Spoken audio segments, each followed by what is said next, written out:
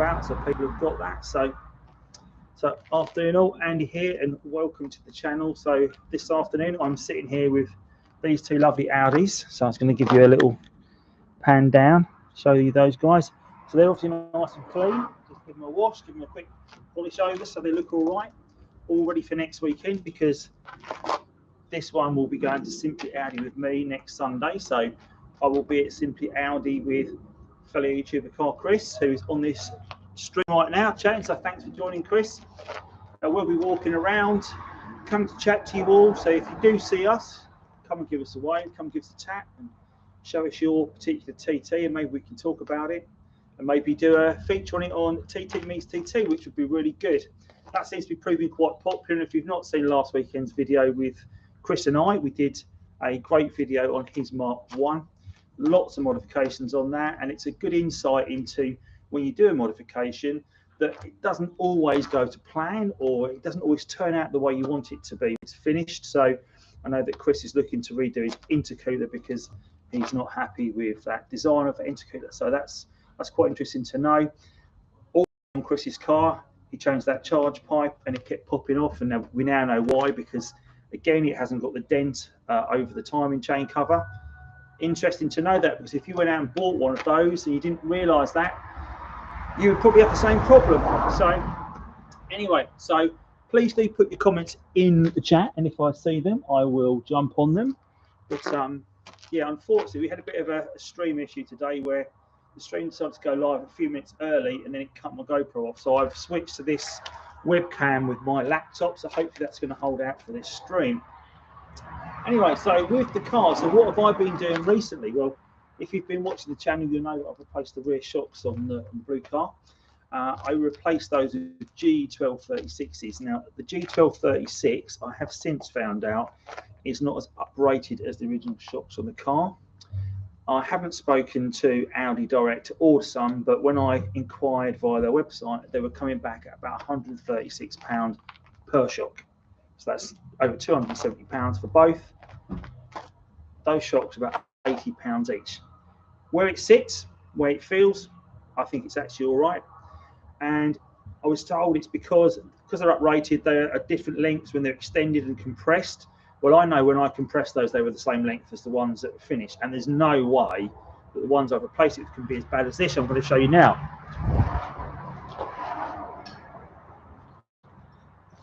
So I have kept hold of these just to give you a quick look at them. But you see they are absolutely shot. So what they're meant to do, obviously, is when you compress them down, they're meant to pop back out. That's got no movement at all. Pull it out, but so they're completely shot. So even though I've replaced it with ones that maybe are not increasing, or not extending rather, the ones that are on there are definitely better than these. Right. So while I was doing that job, obviously I decided to clean all behind the wheel arch and the wheel arch liner. And as I did, I noticed that the bottom part of the seal, the very edge, was looking a bit rusty. So I coated it with some Cure Rust, which is in my list of tools I've got down there. So you will pick up these different products. This is a really good product, and it does. You paint it on, cures the rust, stops it progressing any further. But I have since this week seen a photograph of a fellow 3.2 that's currently having some bodywork done. One of my subscribers, so Pigeon Guard Games, so Si, if you're out there, I hope you're watching. He sent me some great pictures of what the seal looks like off the car. Now the seal only bolts, so if you wanted to take them off and do some work, you could do that at home with a set of screwdrivers. When they're off the car, it's surprising the amount of detritus that's behind that sits there. It's all dirt and mud. It's going to sit there and rust your seal away. So I am going to take both the seals off. They look great on the outside, but there is a little bit of bubble on either end.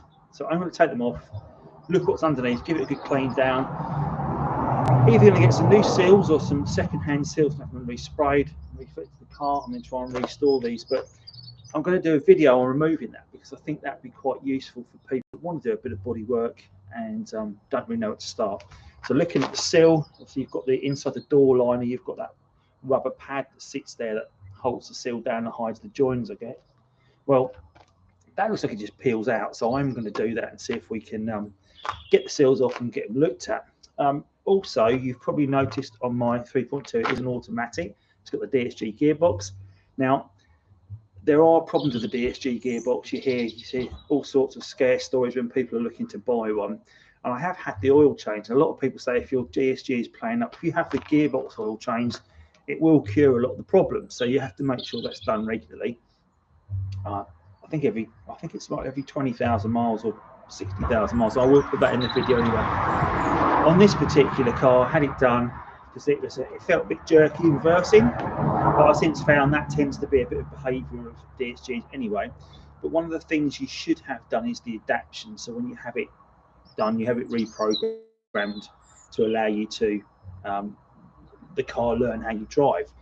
So I thought, well, I didn't have that done when I did the oil change because I had it done at Mr. Clutch. And although they are not Audi specialists, the guys that work there are all Audi fanatics. They all drive really souped up and really flash Audi, so I trust them with my car.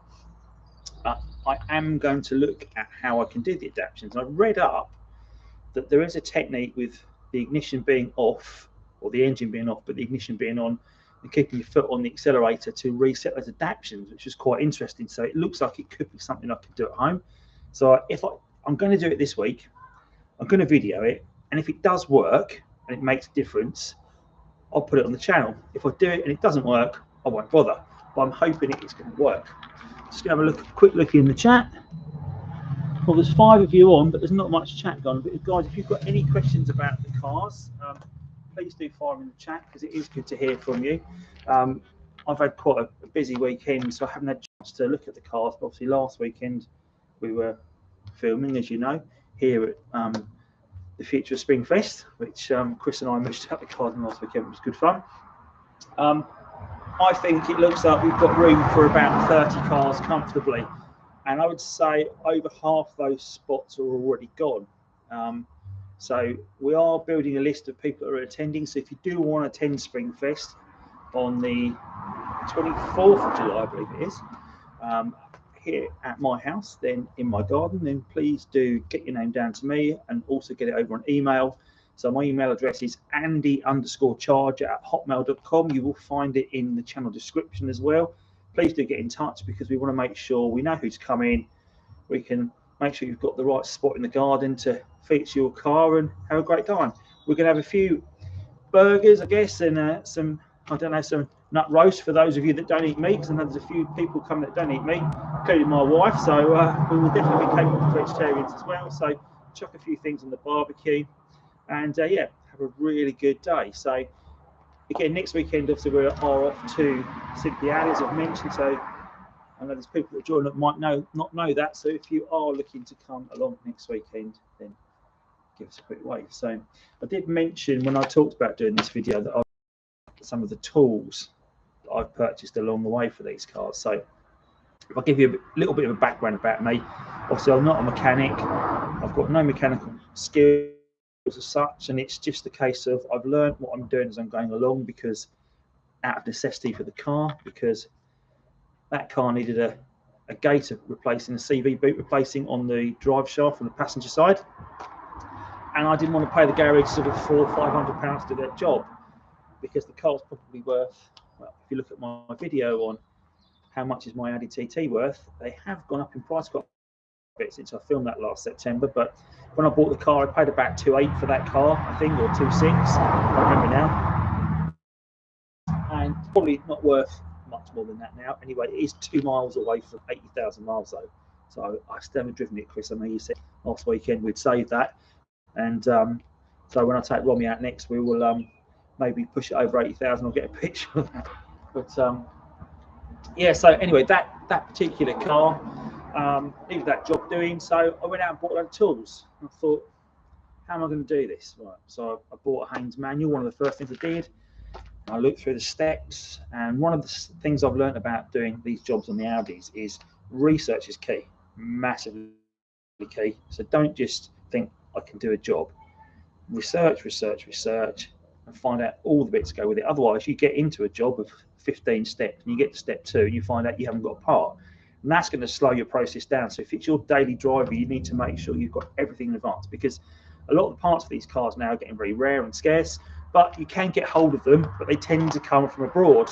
So if you're after a set of bolts, certain bolts on the cars are one use only. So if you need those bolts, you're not going to get them from Halfords or somewhere like that. You're going to have to get them from a specialist, which I've started to find a few of these specialists now, so I know I can turn to them and do these jobs.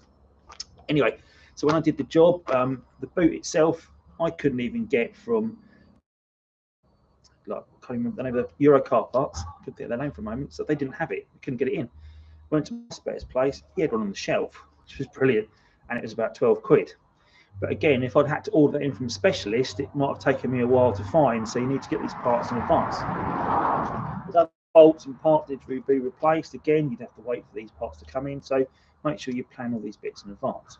But going back to the job itself, the specialist size bolts, specialist tools that I didn't have, and I thought, what am I going to do? So I went out and invested in a few things. I'm going to give you a bit of what I class as my first aid kit for tools and spare parts on the garage floor now, just to give you an idea of what I had to purchase for the job.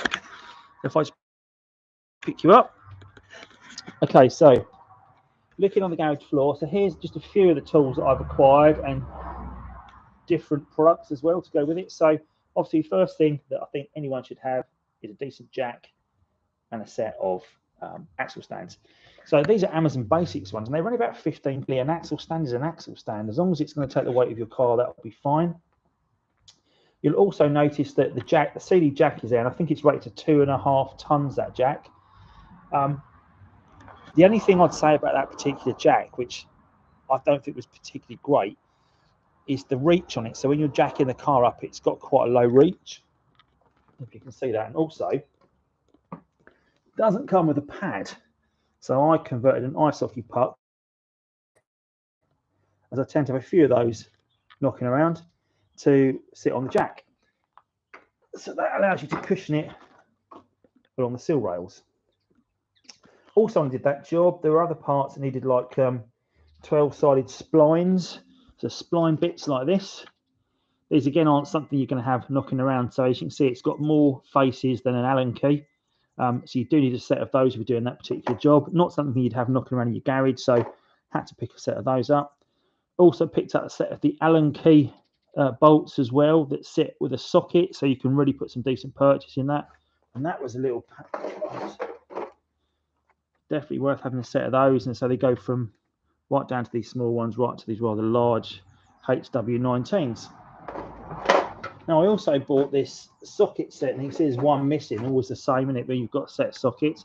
The 17's missing, so I'd say the common sizes tend to go from 16, 17, 18, 19 on a TT.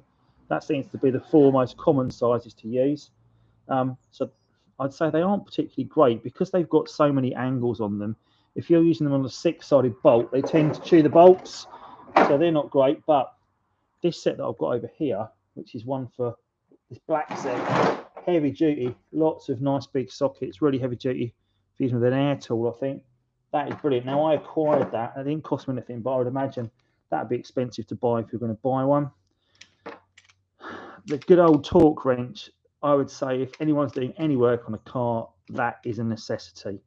Now, they range in price. My one was about £50. I've actually got a smaller one because the torque settings of it, they go quite low. So that's definitely worth having one of those, and the smaller one, which I've got in my toolbox. Breaker bar, again, for those stubborn bolts, definitely worth having. And if you've seen my video on the Haldex oil change, and you've done it yourself, you will recognise this crazy shaped spanner. And it's one of those things that you need to have to get that filter off, because if you can see the shape of that, it's a very strange shape. And it's you haven't got an awful lot of room to work on it. If you don't have that tool, it's a pain in the backside. It's a pain in the backside anyway, that job, if I'm perfectly honest. But one of those things, you'll buy it for 15 quid and you might use it once or twice in your life, but worth having. Ball joint splitter for getting your ball joints apart when you are trying to get nuts undone, because they tend to spin. Definitely worth having. Not a particularly great one, but nice and cheap. And if you're doing any work on the brakes, you will recognise this from compressing your brake calipers in when you're doing any work. Definitely worth having one of those. That was quite cheap. It's not a great one again. I would get a better one if I'm doing more work in the future. This interesting gadget I use for taking my windscreen wipers off when I was replacing the not the slam panel, can't remember, the scuttle panel on the front. So I've got the scuttle panel to clean it. Had to remove the windscreen wipers to do so. So that's a really handy little tool. They're only about a tenner on Amazon. Now, if you've got a 225 or 180 and you've got all your PCV system in place, I would recommend as a first aid kit having some of this pipe in place. So you can get this from your local DIY car spare shop. Always worth having some hose knocking around, because if they do perish and if you need to do a quick repair job, worth having. And again, if you're going to do so, have some handy Jubilee clips as well, because they tend to be required of this car. Also, if you're doing any work underneath, you notice the little panels underneath, the plastic panels, the trim panels, they fall off because these clips tend to rust away. So again, as a first aid kit, definitely worth having some of those knocking around so your panels aren't hanging off. I've also got a box of various washers, grommets over there as well. So they're what I class as my first aid kit. So Jubilee clips, these pipes and washers are always good. And I've got a selection of different chemicals that I've got, and lubricants and sprays. So isopropanol, you probably recognise that from when I've done my headlight washer repair. So how I soak that with some wintergreen as well, in a mixture to soften the rubbers to make them work again, work to treat. Obviously some penetrating fluid, white lithium grease. So if you're doing anything with the hinges on the doors, or you're doing anything on the hinges on the bonnet, white lithium grease is great. It does leave a bit of a stain though, so be careful when you're using that. If you're doing anything with the MAF as well, some contact cleaner or some air intake carburetor cleaners, always worth having. And again, if you're doing work on the brakes, some brake and clutch cleaner, so make sure those brakes are nice and good. Now the standard WD-40 I've got over there, or some GT85, always worth having as well. So that's the selection of the tools that I've picked up for the car over the time. I don't know if anyone's got any suggestions of other things that you should have, but that's my basic toolkit. There are others around. Well, I'm going to share with you a little story. I'm going to go and grab something. I'm going to share a little story with you. So I'll leave you to look at the car for a second.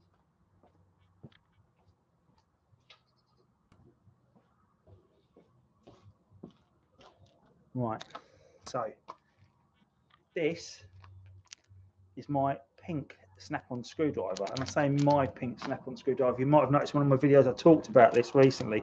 It's the only snap-on tool I have, and I think Snap-on has a lifetime guarantee.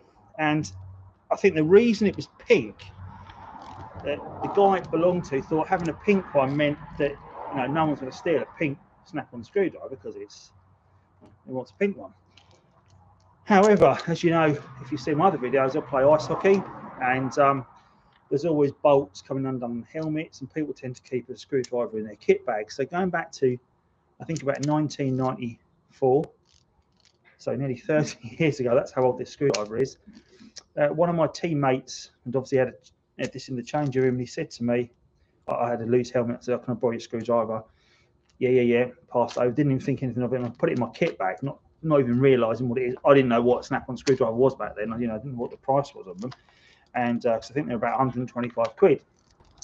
Anyway, he was a junior locksmith, or an apprentice locksmith at the time, and from what I understand, he got in massive trouble with his boss because he'd lost this massively expensive screwdriver because it got missing at the ring.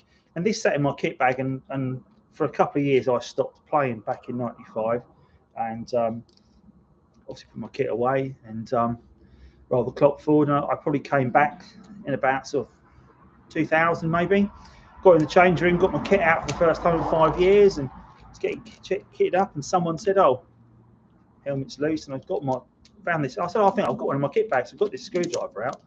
And one of the other guys in the change room said, I won't mention the guy's name, but he said, is that so-and-so's screwdriver? Does that belong to so-and-so? I said, oh, I don't know, it's just appeared in my kit bag. Anyway, so it turns out this guy got absolute bollocking by his boss because he'd lost this £120 screwdriver. So I still have this screwdriver, and so if you're watching this video, and you know you are, and you're probably not, because I don't think you like me very much, but if you are, then I do apologise. You'll be happy to know it's nice and safe, still living in my toolbox, and if you want to get in touch and talk about it, not that I think you talk to me anymore anyway, feel free to do so. But if you don't, thanks very much for your £120 screwdriver. Jobs are good, mate. Put it over there because it's time guaranteed. So if it breaks, let's take it back and they get to change me for a new one so I can chuck it about a little bit. Anyway, enough of that story, but I thought I'd just share that with you because I have mentioned it on the channel. So yeah, what else have we done on the cars recently? Not an awful lot on the silver one. I have to say, like Chris did scan the car when he was here last weekend. We found a few little faults, so it'd be interesting to investigate those a bit further. Chris, can you? I don't think you can. We probably haven't got the feedback from it still, but can you remember what those were? I think we found one that was a potential problem with the MAF. I think there were a few airbag ones popping up, but we think of a lot of those faults that came out were due to the battery discharging. So when you put it back on, the battery's obviously out of juice. A lot of the functions tend to be not getting enough draw, so they tend to complain in the sensor when you do the readout. So be interesting, Chris, if you have got that, but I know that we are going to look at that a bit in the future. The blue one is going really well at the moment. So like I said, I'm going to do those adaptions on it, and it is becoming a bit of my daily driver. And as much as I said I would try and keep it for best and just take it out here and there, I do tend to use it quite a bit. It does go lovely, and I've got a friend coming over from the States a week on Wednesday, and he's quite excited to see the Audis because I guess because they're quite rare back home, and he's off to the Nürburgring a few days after he gets here. So we're going on an ice hockey tournament in a couple of weeks' time, over Easter. He's coming to look at the cars before we go, and he's then going to the Nürburgring, but he's taking a hire car to the Nürburgring, which is always a concern. He keeps saying to me, why don't you bring one of the Audis to the Nürburgring and we'll take it around the Nürburgring? And I said, absolutely not. There's no way I'm taking either of my cars. That one, because it's only got 2 miles to it, it's 80,000. And that one, because, well, I think if I chuck that around the Nürburgring at full chat, it would scare the living daylights out of me. So I'm not going to do that. These cars are here for me to tinker with, do various jobs on, and obviously share with you guys on the channel. So I don't know if anyone saw my little short that I've put up, which seems to be getting plenty of views today, of the M20 yesterday, but the M20 was pretty snarled up. Operation Brock is in place, and I live about 15 miles away from the M20, so I took a little trip out on the bike, and it was literally sitting across the top of it and seeing the lorries as far as your eyes can see in both directions, sort of like 20 miles of tailback. Not very good. Weren't many Audis about in that, I have to say. There were not many Audis on that kit.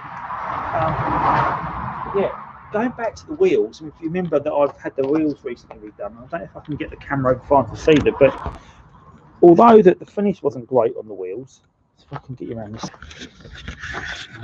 might pick you up for a sec. Let's put you in. Take you for a little journey. Yeah, so the wheels, while they had a few marks on them, when I've cleaned them up, they are coming up quite well. They do look really nice, so yeah. Just give them a quick hose down, and they do. All the brake dust definitely comes off it nice and smart, so they're all looking good. The car does look great, I have to say. Really impressed with how it's looking. Let's have a look at the silver car up close. So we've also got the roof down today. Now, one thing I'm noticing on this, I'm going to have to address at some point, up here down there, is you can see this bumper now. I reckon at some point the previous owners had a little knock in it and pushed the paint in. So there's no crack in the bumper, but the paint's definitely cracked, and it's starting to craze really badly now here. Really bad. It's starting to get dirt in the paint. If I do that, it starts making the clear coat come off, which is not a great look. So I think I'm going to get that off. I have seen I think it's a Y-Reg one for sale on eBay right now, and the guy that's selling it is actually someone, a friend of a friend, let's say, and he did offer it to me for first dibs for the channel because I thought I could use the spares for the cars. Now, as much as I love them at the moment, I can't really justify having another one to tinker with. The garage will take it. I don't know if the wife will. So, but I was thinking, I think it's on eBay. It's about £720 right now. It's in decent enough shape. I think it's got about 95,000 on the clock. So if you're looking for a silver roadster, definitely check that one out. It's pretty honest. It's a bit of a project though, because it's not MOT at the moment, needs some jobs doing on it. But for me, the bumpers would be I can swap the bumpers because they look in great shape. If I swap the bumpers over on it, then that's saving me maybe £200 of buying a set. I could then resell the car maybe if I got it roadworthy and got it working again. So I was looking for a project, but then obviously I bought that, as you probably are aware. So the project idea has gone out the window a little bit. Although what I have noticed on the 3.2, and obviously the bumpers 3.2 for a front bumper are probably about £600 or £700. We found out so on this, and if you notice the difference, I'll give you a close up. So on the 3.2, you've got these much deeper scoops in here. If you look at the 225, it's got nowhere near. It's not as deep that way. It's not as deep back. Obviously, you've got the intercoolers behind here as well. But underneath this, that bottom balance on this side, there's a hole. You can see that. A few scuffs on here as well, I've noticed, but that's not me. And this is obviously not me. Now, Chris and I talked about this last weekend, and we said that maybe we could patch this. But obviously, there's a crack in it as well. So I think to stop this from cracking further, we'd have to drill that about here, right at the end of the crack, and the other end here, just stop it splitting any further, and then maybe fill it. So that could be an option, but it'd have to be repainted for that anyway. So is it worth me trying to pick up another bumper? But again, a new bumper for it's going to be what? I don't know. So £400, £500, £600. I don't know. A lot of money anyway. Yeah, but you can see even the middle bit's quite different on the 3.2. So there's the middle scope. Definitely got a different style of scope, and then you've obviously got a different grill as well. That's the grill on there. I'm not sure if that is a 3.2 grill or if that is just the later model grill, because this has the 5-bar older style grill, and that's got like a newer look. I'm not sure if that is. Oh yeah, so Chris has put back here. What was it? Oh, that was right. The N75. Well spotted, Chris. Well remembered. Yeah, that's exactly what I'm going to put you back up there. I'm going to talk about that. Right, that's a bloody GoPro. Anyway, let's put you up there again. Yeah, so when we were looking at the car last week on the silver car, it was throwing this error, and we sort of searched up what it was, and it is the N75 valve that could be the cause on it, because the car, I thought, was losing boost, as that seems to be a common problem in the car. So I let Chris drive the car, and we took it down the road and compared it to his, which is pumping out, say, 250, I think, so it's a lot more powerful than mine.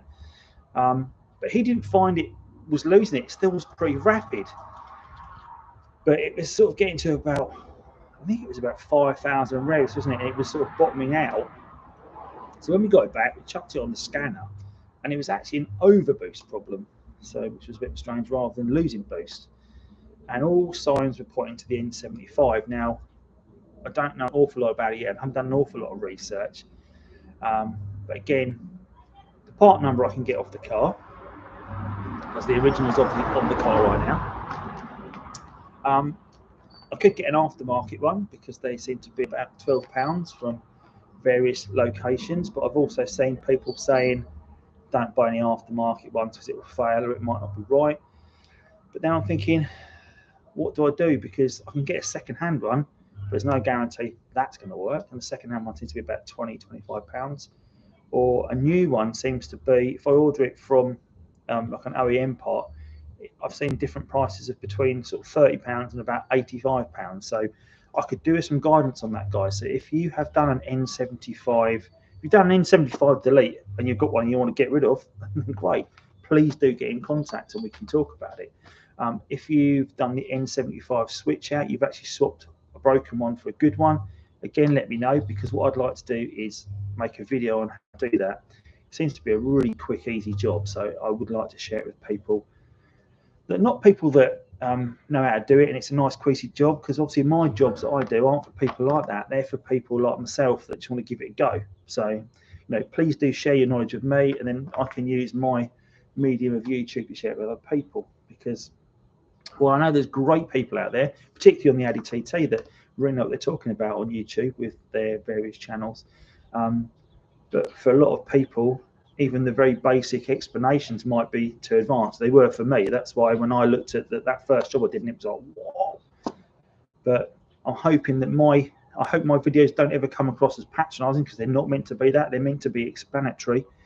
So there's people out there that may be a bit nervous about giving it a go. We'll give it a go. So hopefully you don't ever feel that. And the feedback I get is you do enjoy the videos.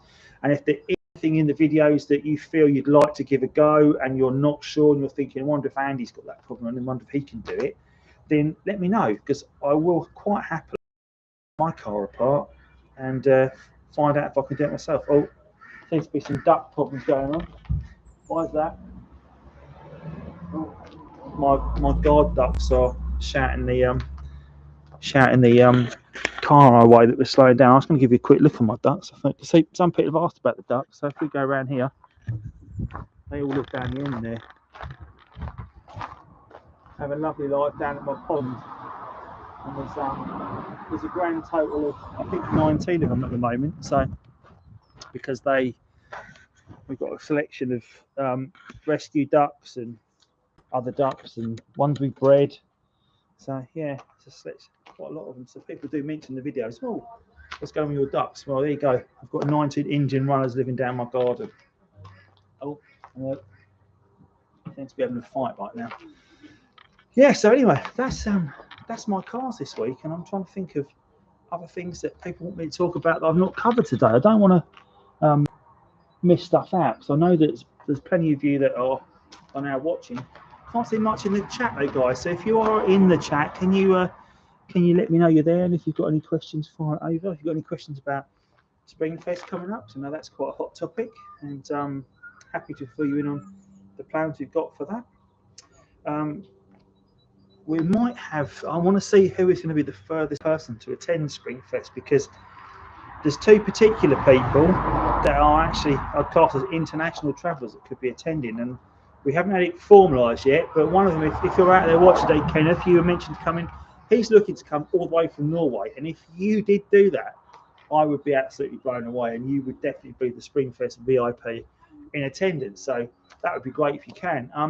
Stephen Harper, I don't know if you're out there or not today, but Stephen is thinking about coming over from Ireland, or at least I was chatting to him yesterday about maybe getting him to come over from Ireland. It would be great if you can come, Stephen, because it would be really nice to meet you, and we're looking to do a video online about the TTs as well, because if you haven't seen his channel, he covers various VAG vehicles that he does, and also some tractors. And there was a bit of a joke about the PTO shop and tractors. So who have we got there?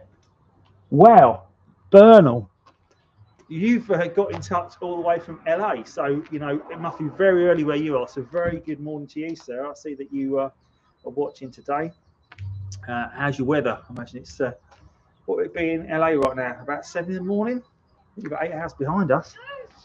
What else you got in there? Bulldog, where are you from? I see you put hi in the chat. Where are you from, Bulldog? It's interesting to know.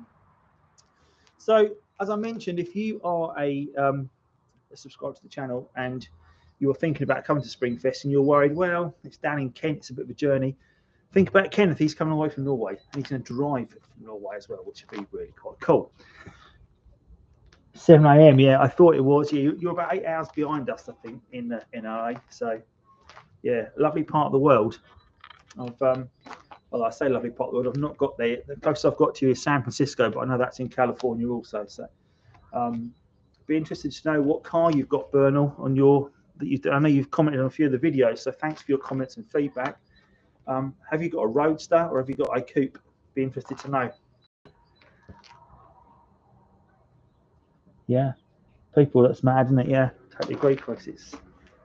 It's quite weird to think that it's international. And you know, I started this YouTube channel. I've had a YouTube channel for about 15 years when it first started, but not really done anything content-wise like this. So it's really good now that I'm able to use this platform to help some of you guys out and put people in touch. We've already put quite a few people in touch with each other. So there was a couple of guys that are subscribers that are in Las Vegas, so not too far of a drive from you. I think probably about a 6-hour drive, is it, something like that, from you, Bernal, in LA.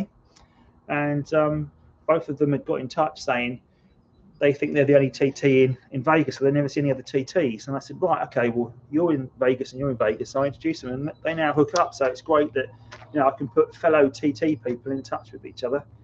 Courtesy of this channel, it's been quite good. I've met lots of great people in the community so far. We had a meet at Hemel Hempstead a couple of weeks ago that was organised by Dom from the Parrot Bros, and he does a fantastic meet. So if you ever want to go to a meet that's sort of more central, definitely get along to that one, because that's a great place to meet like-minded people. And I met so many of you that that follow the channel, and we were able to talk. It's great because I get to meet you guys and ask you about your cars and put faces to names. So I really do appreciate your support of the channel and speaking to you live. Now, those of you that are in the States like Bernal, I am planning at some point, don't think this year because I've got far too much on, I am looking, oh, dog next door. I am looking forward to arranging some form of coast-to-coast journey across the States. Maybe next year, maybe the year after. I'm trying to sort that out at the moment. Where I'd like to come across and stop off at various states along the way. Maybe spend maybe 3 or 4 weeks just travelling across the country and meeting TT owners in the States and getting an insight into things you guys have got going on and how you find the car living in a much nicer climate than we're in. Obviously, the climate we're in, cars tend to rot away. Obviously, being mainly aluminum or aluminium-based cars, they tend to not suffer as much rust, which is great, but they do still rust away in places. So it'd be nice to come and see some really clean cars. If you want to check out that guy's car, Dave, that had a TT in Vegas, and he's got 2 roadsters actually in Vegas. Please do check out one of the TT Meets TT videos. I think it's episode 4 back on the channel, and check his car out. So you may have also noticed from the TT Meets TT sort of fraternity that I've got Steve Bridgeland, that's got the P51 Mustang car. He's based about 20 miles away from me, and I was driving to I went to get some fish food of all random things the other week, and Steve was parked in Halfords, and he was parked in one of the big spots out front of Halfords. And as I drove my door, I said, wow, I know whose car that is. So I jumped in the car, went into Halfords, went up to him and surprised him, and he was like, oh, you know, how you doing? So it was good to see Steve, but randomly with a car that distinctive, you know he's not going to be far away from it, so it's easy to track him down. But if you've not seen that episode of that car, and he has made some new modifications to it since the video, so he now has the USAF star on both doors, which when I saw him, he was unsure about doing because he thought it might be a bit too much, but I thought it looked cracking. I did put a picture on Instagram. He's also put some great wheels on the car as well. So Steve's owned a few decent cars in his time. He's had about 3 or 4 TTs. He's had some Porsches as well, and I thought the wheels on the TT now look are very, very Porsche-esque, I'd say. So yeah, that's a great looking car. A quick look in the comments. Not a lot of TT fanatics here in LA. It's getting very rare.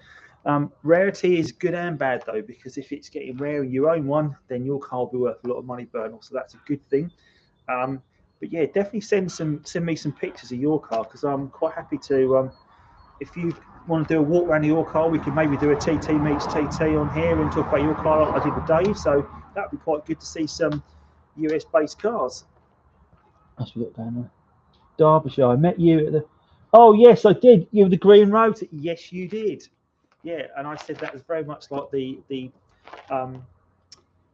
project car I was looking at with that green roadster, and I did say that I think you've been off to the Peak District. I see some pictures from you this week actually. It looked like some really great, stunning, breathtaking pictures. So I'm hoping you would like to come down for TT Meets TT, because we did get to chat a bit at the start, and then I had to rush off. And yeah, it would be really good if you want to drop me an email, and maybe we can get you down for that, because I'm obviously you're prepared to come down to Hemel, so maybe, you know, fingers crossed, you might just do the extra hour journey and come to the south of the river and bring your car down here, because it would be great to catch up and see your car. And are you going to Simply Audi next weekend? Be interesting if you are. 2000. Wow. Yeah. Okay. Right. So Bernal, you've got a. Just see that further up. You've actually got a 225 Quattro. And it's a coupe as well. So 2001. Yeah. Good. So very similar ages to these. So I would imagine you've probably got. Is it a manual? Is it a manual stick shift, or is it a automatic?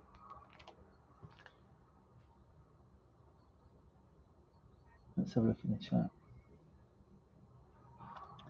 So guys, if you were going to own, this is an interesting question, and I'd like to see what your response are. So you're at a dealership, going back in, let's go back in time, let's go back 18 years, you're at a dealership, and you've got these two cars sitting there. So you've got a hard top 3.2, and you've got a soft top Roadster 225, and the dealer's saying, and I don't know what the prices were back then, but the dealer says to you, right, you can take either of these cars away today. What would your choice be? Be interested to know what your choice would be out of these two cars.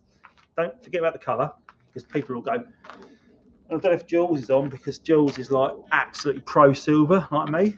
Well done, Jules. But the silver one is a bit Marmite, because people think the silver ones are so common that there's so many of them that no one really likes them. But I will have you know, I think that is that if you think of an Audi TT, I would say that's what you're thinking of. That colour car right there. That's what it looked like, because that's the one we all remember. Anyway, so what would you rather have? Would you rather have 3.2 V6 hard top or a 225 soft top? So see. Oh, hi Tate, from Denmark. Wow, another manual. Okay, Bernard, you've got a manual. Okay, so while I wait for the answers on that question, so if you've got a manual, is your gear knob on your 2001, is it completely chrome silver, or has it got leather on it? Has it got black leather on it as well? Because we think there's a bit of a crossover, and it'd be interesting to know if the US cars have got the chrome gear knob, or if they've got like a two-tone gear knob. Be interested to know.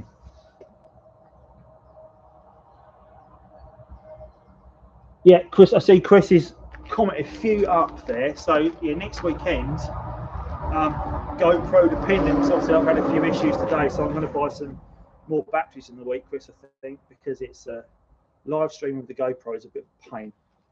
I'm using a webcam today to do this, because then it would definitely come through better. Anyway, let's see what you think about the cars. Oh, no one's really got an opinion on that. It's interesting.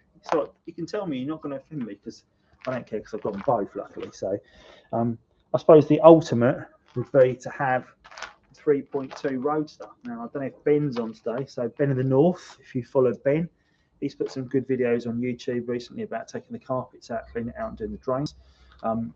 Ben has got a fabulous 3.2 V6 Roadster, and he's coming to SpringFest in July, and I'm looking forward to seeing that car, because I've not seen it yet.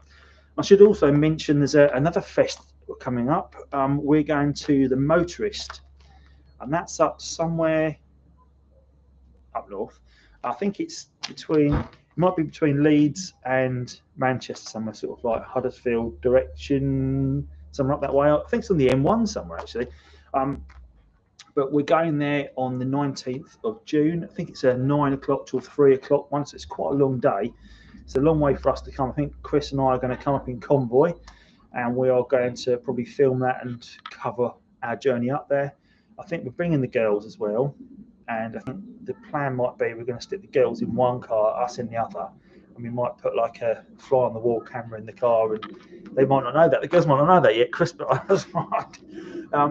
But we're going to get the girls to maybe talk about the cars. It'd be interesting to see their thoughts on it when we're not around, because yeah, I think my wife's quite partial to, well, she'll drive either of them, but she quite likes that because it's automatic and it's not so much left foot. But yeah, so got a Roadster, so we'll have a 3.2. Yeah, you have got a Roadster, and that is I'd say that is a really nice car. And I would like to, but I think your Roadster was a 180 if I remember rightly. Pretty sure it was a 180, that green one, because I think we said that your 180 green one was identical to that project car I looked at. And that project car I looked at, it's, you know, that's not dead in the water yet, although I imagine it's probably rotted away even more since I saw it at the end of last year. I still would take that, and I would like to salvage what I can from it and try and do something with it and maybe put it back on the road. But because in the end, the guy said to me I could have the car, you know, and he was offering me the paperwork on the day that I was there, and really I wish I'd sort of, you know, pushed a bit harder on that and maybe got a trailer out in for, you know, if I got a trailer for £150 or whatever, and just traded it away there and then and brought it home and see how bad it was. But it's funny enough, if you've seen the car that we got rid of maybe a few weeks ago, I sold the Kia. We had a Kia Sportage, and it's it sat in the garden because we didn't use it during lockdown, so all the long grass grew underneath it, and it just sort of got all corroded and rotted away underneath. I had to do loads of work on it. I'd imagine that TT is probably in the same way. It's where it's been sitting and dragged around the farmer's field. It's probably in quite a bad way underneath. So I think the underneath would be gone. It would be all the brake lines being done, and yeah. The more I'm thinking about it, I'm talking myself out of it. So I'm not going to sort of pursue it too much. But there were some really good bits on that car that I think could be saved. The hood looked great. The hood was fantastic. Now you know that I've replaced that hood on the car. Replaced the hood in one of my videos because again I'd fixed the back window, and it by fixing the back window I'd left the padding in the back, and the wife put the hood down and smashed the back window anyway. So I had to replace it, and that was a second-hand hood. Just the hood was £300. And the guy said it was in really good condition, and it's not as nice as the hood that I took off, but obviously a new hood's about £1,100, so it fitted. So if you want a decent second-hand hood and you want to fit it yourself, you can do that, and that's what I did. There's a good video on the channel on how to do it.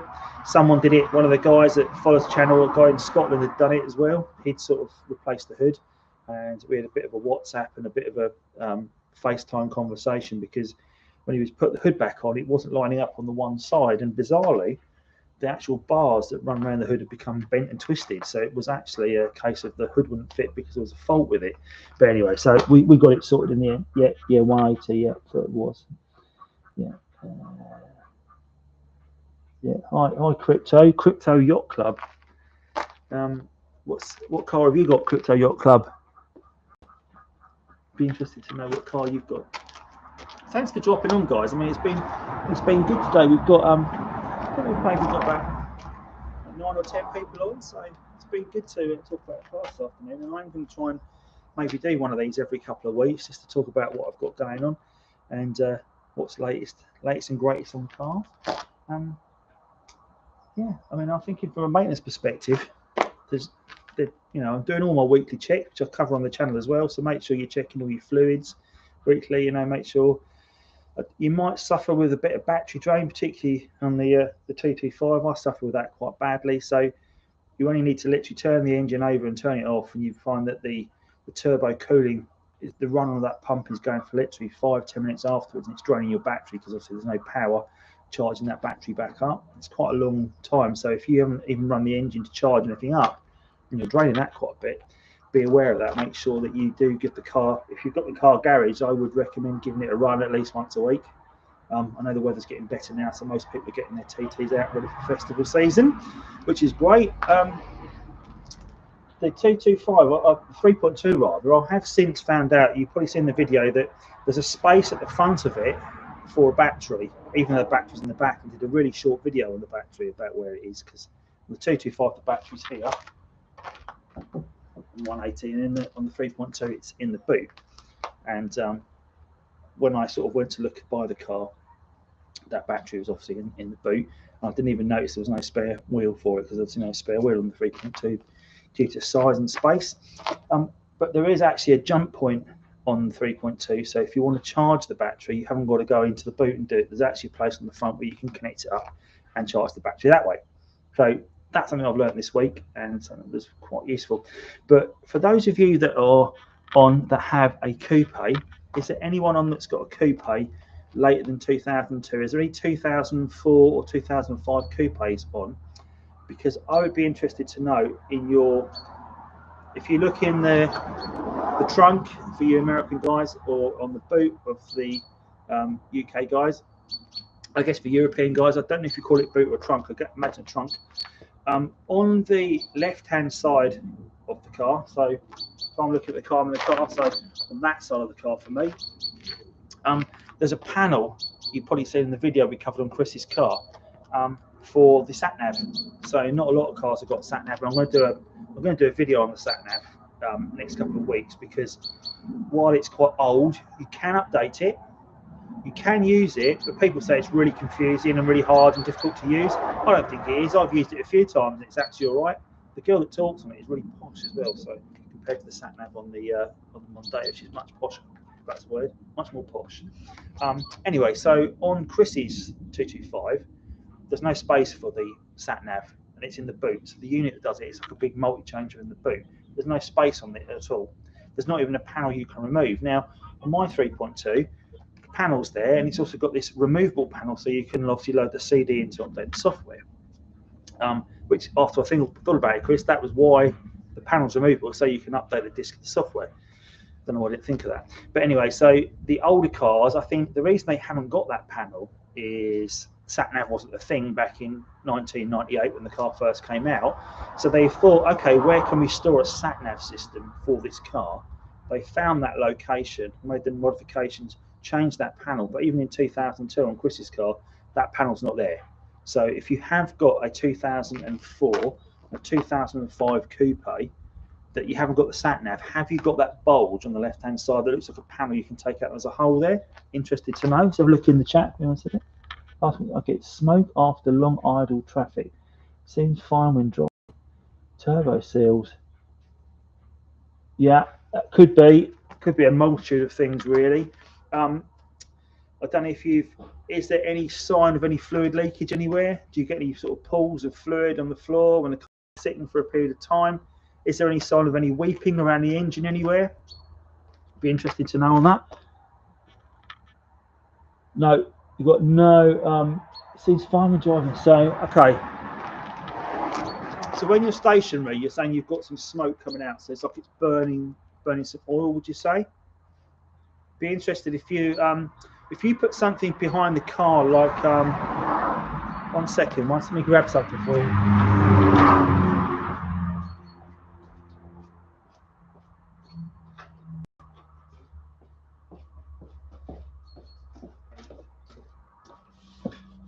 This would be my suggestion. Piece of Conti board, I don't know what you call it, wherever you are, but I don't know what you call this, but call it a Conti board. Now, if I was looking to what was coming out of my exhaust, I put a nice piece of Conti board behind the exhaust, not right against it, but just far enough away so it's can leave some residue. Leave the car stationary, maybe give it a bit of a revs so you can get some exhaust generated at the back of it and see what forms on here. Now, if it was just fumes, it shouldn't be too oily, but if you are, but if you were burning some oil in the car as well, maybe some oil's getting in there, that would show on the board, and you better feel it as well on the board. So that would be a suggestion for you to check and see what might be coming out of the car, see what it's burning off. And think about it.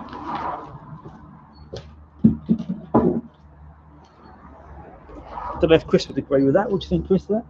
Sorry to take so much time. Hey, no worries. Hey, that's what I'm here for. I mean, I'm no expert, but if I can come up with some suggestions for you, you can try. You know, feel free to ask what you like. So, in fact, I'm going to my first vintage car meet on, I think, Tuesday night in the village, which there's a local vintage car club, and they're having a show on the 22nd of May. So I'm going to meet them all for the first time on Tuesday to introduce myself, and I mentioned I've got a YouTube channel, so I think they're quite interested to meet me and see what something a bit different to talk about in their meetings, I guess. But since found out that 22nd of May, if there's any TT shows, and I won't be there because yesterday my fabulous football team, known as Wrexham AFC, if you've heard of those guys, they're a Welsh football team playing currently in the Division 5 class, which is the National League. And they have just qualified to go to Wembley for the FA Trophy final. So on the 22nd of May, I will be there, because although I don't sound it, I am actually Welsh, and I am from that part of the world. Moved away when I was very young, but I am still a passionate football fan of Wrexham Football Club. And you might know there's two more famous Wrexham football fans than me now. Rob McElhenney, that's his name, and obviously Deadpool himself, Ryan Reynolds. He's also a fan, and he was at the game yesterday actually, and he was cheering the boys on, I saw, which is great to see. So yeah, so I won't be at the meet on the 22nd. So if there's any Audi meets that day, I won't be there, but I will be there next Sunday. So if you are around next Sunday for Simply Audi, definitely come and give me a shout, give me a wave, come and talk to me about your car, because I am crazy about these Audi TTs. I think they're fabulous little cars. And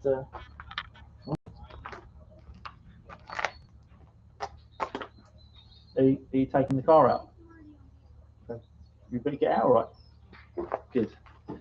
We almost had a gate crash then in in the stream as my daughter's just finished work, so I think the wife's going to pick her up. So hey ho. Anyway, I guess that I've talked an awful lot this afternoon about the cars. I hope some of it's been useful. I hope the insight into the tools have been useful. If you've got any questions on anything to do with the cars, my cars, anything to do with the Audis at all, anything to do with the tools I've used and the jobs I've done, then please do drop me a line. Obviously, my email address is andy_charger@hotmail.com. Be pleased to hear from you. If you would like to come along to SpringFest on the 24th of July, again, please do drop me a note on that as well, because it would be really good to hear from you. Oh, there goes the Fiesta. Yeah, it'd be really good to hear from you if you'd like to come along to that. So we are about half full now for it from people that have applied. But if you would like to come along, it'd be great to see you. I know there's a few guys out there that I met at the Hemel show that Sid's got in touch and would like to come along to it as well. So yeah, so if you're green roaster, if you want to bring that along, definitely drop me a line, because it'd be good to see you and we could catch up properly at my house. So yeah, so okay guys, I'm going to sign off for now. So thanks as always for watching. Take care and see you soon. See you at the Audi TT Simply Audi next Sunday. Take care all.